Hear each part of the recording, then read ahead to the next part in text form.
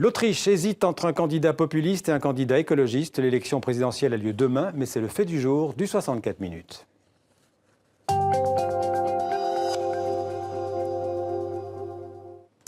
Les deux grands partis traditionnels autrichiens, le Parti populaire conservateur et le Parti social-démocrate, ont été éliminés dès le premier tour de la présidentielle.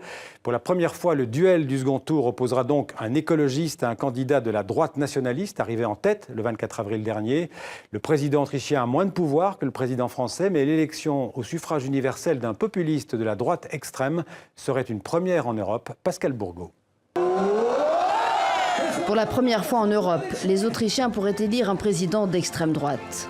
Inconnu jusqu'il y a peu, Norbert Hofer, 45 ans, vice-président du Parlement, a déjà séduit 35% des électeurs lors du premier tour le 24 avril dernier. Une première victoire saluée en France par Marine Le Pen. Tous ces gens qui n'aiment pas notre pays, tous ceux qui militent pour l'État islamique, pour la guerre et qui violent les femmes, je leur dis, ici, ce n'est pas votre patrie. Vous ne pouvez pas rester en Autriche. Parce que nous faisons une claire distinction entre ceux qui veulent construire l'Autriche avec nous et ceux qui veulent la détruire. Ce programme ultranationaliste, anti-européen et ouvertement xénophobe fait recette auprès d'une frange de la population excédée par la crise économique et les flux migratoires. C'est vrai, on a déjà trop de réfugiés. On devrait d'abord s'occuper de notre peuple, de nos retraités par exemple. Beaucoup n'ont pas de quoi se chauffer. Et après, on pourra s'occuper des autres. Au premier tour, les deux partis traditionnels de gauche et de droite ont été éliminés. Dernier rempart face à l'extrême droite, cet ancien professeur d'économie et député écologiste âgé de 72 ans.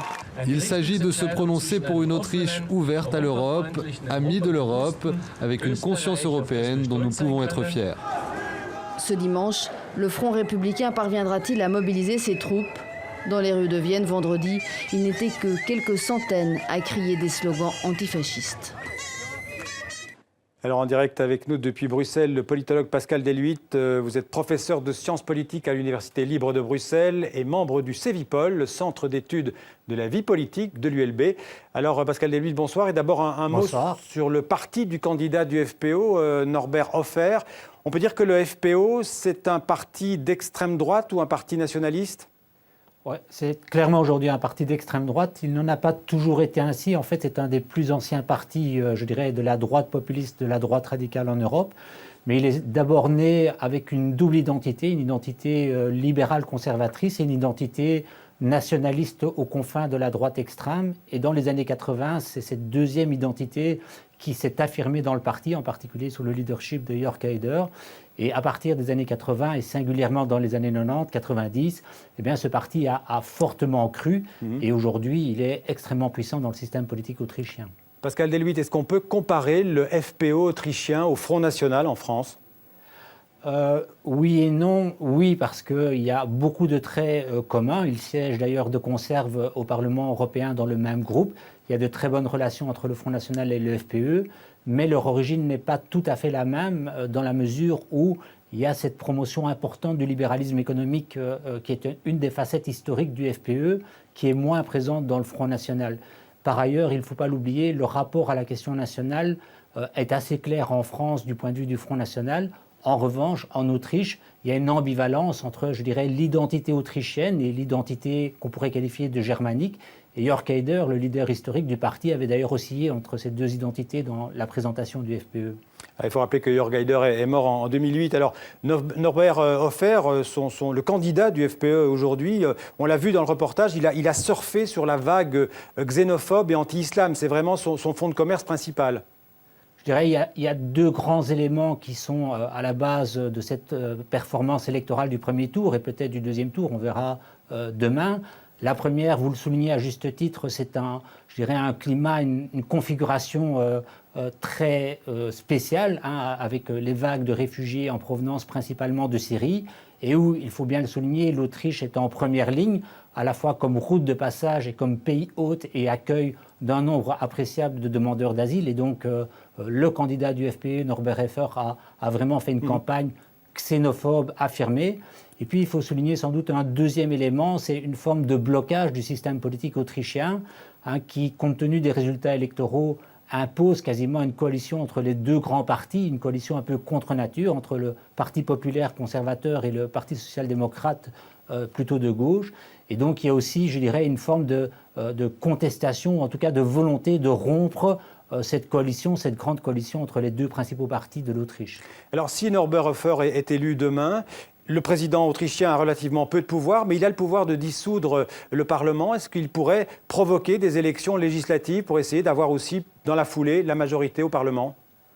Oui, en général, dans les systèmes semi-présidentiels, c'est effectivement la principale compétence, le principal levier que détient le président de la République, mais il doit en faire usage avec précaution parce que dans ces systèmes présidentiels, et il en est ainsi d'ailleurs en Autriche semi-présidentielle, le président est aussi considéré un peu au-dessus de la mêlée. Et donc, si d'aventure Norbert Hofer se positionne d'abord et avant tout comme un président du FPÖ, il risque d'y avoir une forme de contestation de la fonction en Autriche.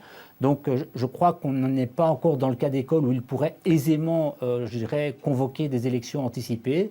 Mais c'est un scénario qu'il ne faut pas exclure, d'autant que la date de la prochaine élection législative n'est pas si lointaine et que, vous le soulignez à juste titre, indépendamment de la performance du FPÖ au premier tour des élections présidentielles, il faut rappeler qu'au début de l'année, le FPÖ a obtenu d'excellents résultats dans certaines élections régionales autrichiennes.